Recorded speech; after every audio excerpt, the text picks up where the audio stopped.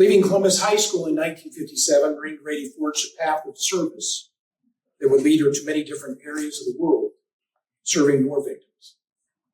Her educational background prepared her for these challenges and dangerous roles, including a nursing diploma from Holy Cross School of Nursing, graduate of Loyola University of BS in Nursing, an MA in Pastoral Care and Counseling, a Doctor of Ministry at Christian Theological Seminary in Indianapolis.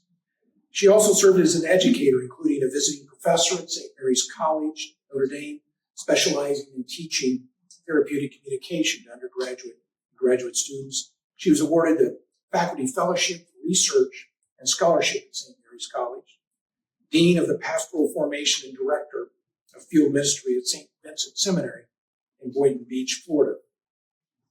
Maureen Grady worked for the Catholic Relief Services in Thailand, the Philippines, and Lebanon, serving and responding to emergency needs of war victims. She described her work in the war-torn area of Cambodia in the recent article in The Republic, and I quote that.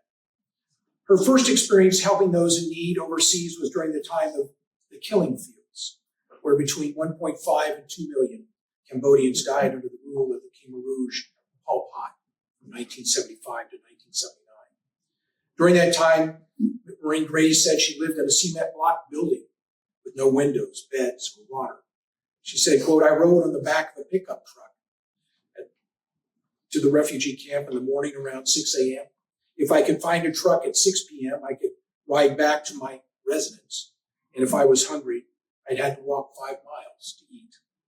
She was later assigned to Lebanon, where she directed the Pontifical Mission in Lebanon from 1986 to 1990. She became the chief operating officer for the Catholic Near East Welfare Directorate and caring for war victims and supporting the restoration of social services and the infrastructure in Lebanon and Syria. She's been praised for her tenacity and resourcefulness while serving the poor who are suffering in dangerous conditions. Her nominator reported Maureen's own account of her work during her time in Lebanon. She wrote this time in Beirut. Lebanon was in the midst of its own civil war, a war that was witnessed the unlimited capacity of hatred, greed, corruption, and the thirst for power. It was a very dangerous time. How I survived, I do not know, and now that I think of it, I do not know why I took the risk. I was protected. There were many incidents I could describe that illustrate this. For example, lunching quietly in a restaurant that 30 minutes after I left became the scene of a bloodbath. Boarding a ferry to travel from Cyprus to Beirut as I habitually did, only to change my mind to fly into Beirut. Instead, the ferry was bombed that night. In 1989, her convent was shelled during heavy fighting in East Beirut. The report noted that she spent the night in the convent in the basement after the windows were blown out. She also initiated reconstruction and rehabilitative programs directed towards social infrastructure, healthcare, and educational services. From 1990 to 1993, she was the chief operating officer and special assistant to the president for the Pontifical Mission in New York City. And she's performed various nursing assignments throughout the United States.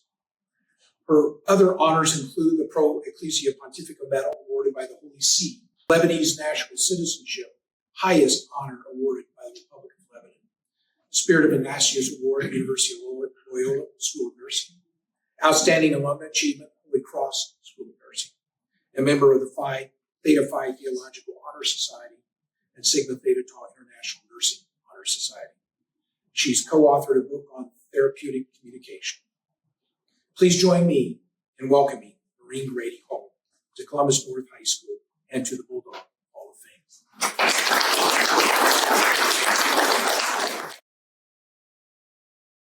I extend my congratulations to John Burnett, who enters the Hall of Fame today for his outstanding work in education and civic involvement. I'm so grateful to my good friend Anne for your support and sharing this day with me. A warm welcome to my family, Kara and Jason Kelly. I so appreciate your presence. A special thanks to my dear friends and classmates, the ones who really brought me here. My class had the privilege of being the last to attend the ancient CHS facility. And so I'm from the old school. In fact, I left CHS in 1957 and have only just returned this afternoon. 67 years is way too long to be absent from school. My class was also the first to graduate from the wonderful, newly constructed Columbus North High School. The development and the extension of it we know today. And this day, I had the honor of stepping once again onto the legendary Bulldog homeland. When I thought of returning, I spent some time just drifting into nostalgia. I discovered that certain things triggered my memory. The smell of French fries at the Olympia, the long, sagging main hallway of the old Columbus High School, the overwhelming vastness of Study Hall 109, the Cracker Box Gymnasium, where we cheered our dogs onto victory, and so many more recollections. Engaging in a bit of nostalgia gave me a stronger sense of meaning. I did not think then of those high school years as I think of them today. I didn't have the capacity at that time to analyze deeply or evaluate clearly. We were just kids growing up and adolescents going through all the changes that were so important. We were a long way from learning how to realistically meet individual needs or successfully express a point of view or effectively form relationships, all of which would determine the degree of happiness and fulfillment in our lives. Of course, we thought we knew everything, but we did not know. It was beyond our grasp to understand the importance of that crucial time in our lives, which laid the foundation for future experiences and mature relationships. But even then, for me, regardless of the limitation of age and experience, I was aware of two vital realities of the Columbus High School experience. The friends that I made and the teachers whom I knew. I speak of high school friendships which were perhaps the most intense and pivotal of my whole life. Friends who reached out to one another. Friends who accepted one another and offered understanding and a sense of belonging. We learned how to trust. We shared our dreams. We moved with one another in those great maturing change years. I owe my friends so much from those early days. They are cherished first friends who have become lifelong companions. Some of them are here today. Joanne, Nan, Rosie, Sue, Buffy.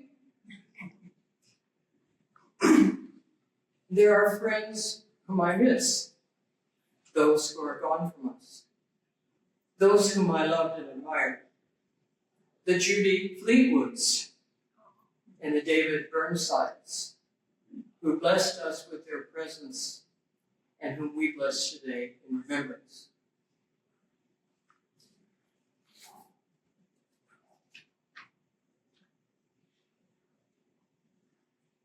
As for teachers, I want to begin by congratulating Lisa and Maria on the remarkable honors that were awarded to them today. I have come to believe that the most important job in the world is parenting. and the most significant career that follows closely is teaching. I did not fully appreciate the significance of teaching when I was a student, but I did realize how exceptional were the knowledge and dedication that those teachers brought to their vocation. Those teachers who gifted us with their professional expertise and generous hearts, they knew the school's maxim: respect, responsibility, and relationships. They knew about the 3 R's, and they lived them every day in the classroom. They lived respect through their patience and understanding. They lived responsibility through their preparation and delivery of knowledge. They lived relationships deeply through their compassion and kindness. I experienced many teachers who brought this kind of dedication to us, but one of them touched me deeply. Webb Solomon, our English teacher. Mr. Solomon gave us his best every day. He walked into that classroom upbeat and enthusiastic. And he met this group of kids whose minds might be distracted and whose behavior could be questioned. And he loved us into learning. Through his skill and devotion, he brought the world of literature to life. And he lured me like a fish hooked on a line to love it as much as he did. Mainly because of his influence, I wanted to go to Indiana University, major in English, and become a teacher like him. That dream did not work out. I ended up in the Middle East war zones. But truth be told, I still regret that I didn't do IU. But my poetry books went with me to Beirut. Those devoted teachers are gone now, but their legacy lives on and is renewed and invigorated in the excellence of the administrators, the school board members, parents and guardians, others, and yes, kids of today. When I attended Columbus North High School, I could not fully grasp the meaning of its motto: respect, responsibility, and relationships. But I do believe, thanks to my teachers, my friends, and some life experiences, a part of these special 3 R's seeped into my soul. And I have relied on that grace to guide and sustain me as I still try to live them. I grew up here. I received an excellent education here. I have precious lifelong friendships from here. I cherish the memories from here. It's good to be home.